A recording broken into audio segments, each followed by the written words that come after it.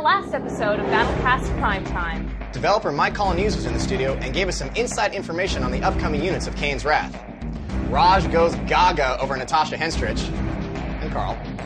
APOC lays it all down and gets a little angry in his corner.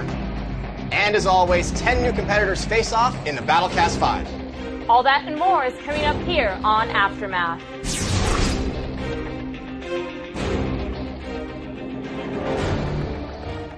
Hey guys, I'm Andrea. And I'm Drew. And welcome to Aftermath, the show where we catch you up on everything you did and didn't see on Battlecast Primetime. We've got a lot to get through, so let's get to it. What's been on everyone's mind for the past few months? You guessed it, the expansion pack. This past episode featured a sneak peek of things to come, but for you, we have more. That's right. We knew you guys wouldn't settle for just a taste, so we are delivering. Aftermath is your source for the latest on Kane's Wrath.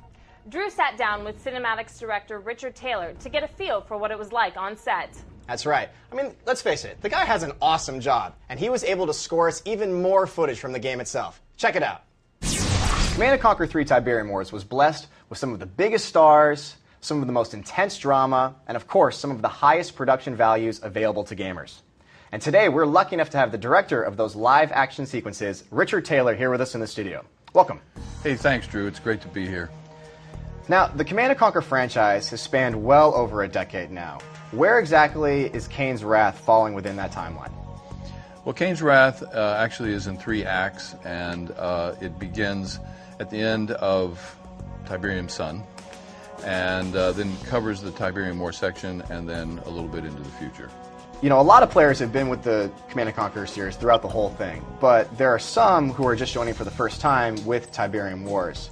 What have you done in creating the look of the game to both stay true to the original, but both modernize it and keep it up to date with current trends? Well, what's really unique about the whole Command & Conquer franchise is that it's one of the few franchise that actually features live action. And, you know, I think that it's really brilliant for doing that because in this franchise, you're being addressed as the player, as the commander. And so the actors are looking you right in the eye and talking to you, and to have computer simulated characters that could do that, for you to really believe they have a heart and soul and to look you in the eye, would be very difficult. When Tricia Hellfire asks you for help, there's a little bit more sympathy there. Here at EALA, we're trying to, you know, raise the bar, and so one of the first things to do was to really make them have high production values, so they are feature level, that when you look at them, there's no second guessing what our intent was, and that is to make it have a really rich value. So the production levels are higher, the actors are much better, they're higher quality people, as you know. I mean, when you have Billy D. Williams and Tricia Hellfire and Josh Holloway and Jennifer Morrison, I mean, what can you say? Those are great people. I would certainly do whatever Tricia asked me to do. I mean, who wouldn't? I did.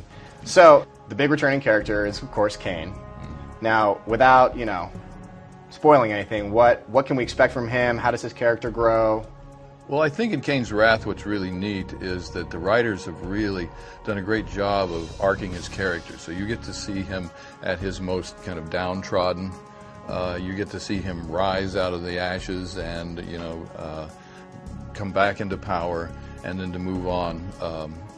I got to say, Joe Coogan, who plays Kane, is just a terrific guy and a really talented actor.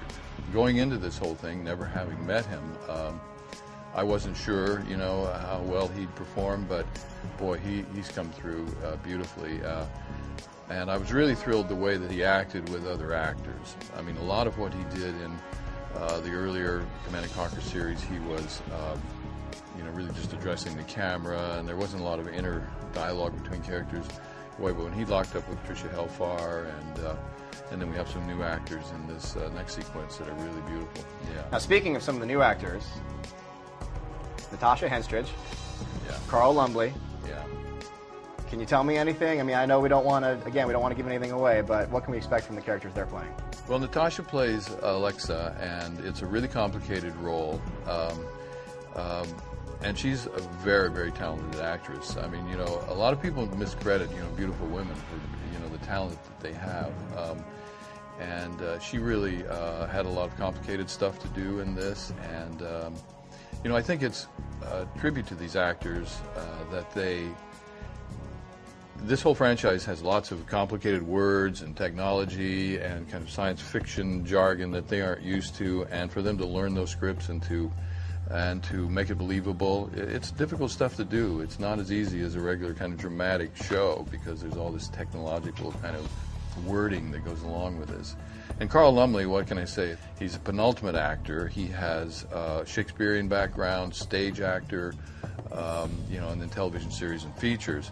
So he plays Marcion, and boy, he just pulls off a great bit with his performance. I think I speak for everyone when I say can't wait to see it. Listen, thanks so much for being here. Thank you, Really Drew. appreciate it. Thank you.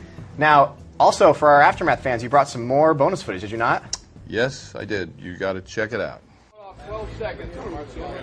It'll be super tight next week. When she gets to 11, she's going to stop and not say go. Here we go. Yeah. Roll sound. Make it free. Camera's good. Action. The factions in South America follow not out of faith, but out of fear. But fear alone won't be enough to bring the other factions into the fold. The dust has cleared from the World Cyber Games in Seattle, Washington, and only one competitor was left standing. Sean Clark, a.k.a. Apollo, walked away with the money and the title of greatest CNC gamer.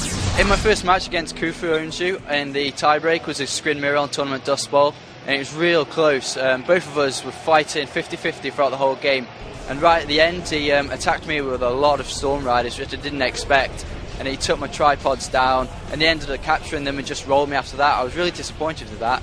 And the other game we played against him, which was the final game, was a screen mirror again on Small Town USA, and I was really gutted with this game actually because I'd actually had it won. I mean, I'd knocked him off the expansion and the corner, and for some reason I didn't scout his base and he teched, and therefore I thought I got it, so I laid back a little bit, and then all of a sudden he had Mastermind tripods coming at me, storm columns, and I was like, oh my god.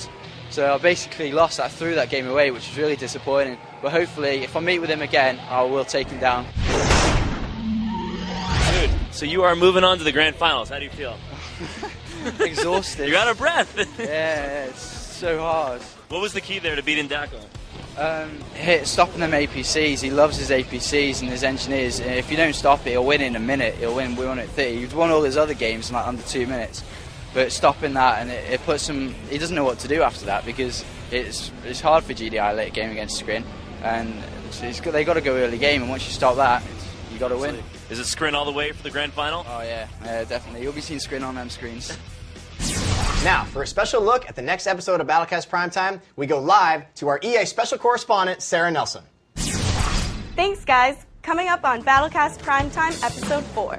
There's going to be breaking news for Xbox 360 owners. You'll have to tune in. We have specials from the set of Kane's Wrath. Natasha Henstridge and Carl Lumley sit down with our cameras. And 10 more competitors face off in the Battlecast 5. It's going to be an exciting month for CNC fans, so stay tuned. Be sure to check out our website at www.commandandconquertv.com for special features, behind closed door presentations, and the most complete and up-to-date information on everything Command and Conquer. And as always, strategize, compete, and battlecast your match. Well, that's all the time we have for this episode. For all of us here at Command & Conquer TV, thanks for watching.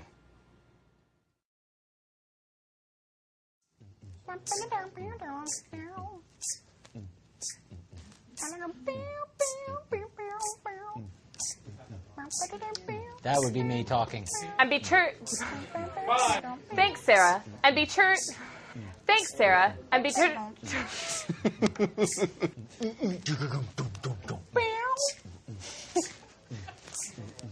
I can't wait to start that line over again. And Metalon sends us simulators. I'm just going to read from the paper. It says here, this... See, this is impossible. Yeah, you know it. I'll keep watching Battlecast Primetime. Maybe the new ninja will make some. But rather than destroying each other, they start in a similar array.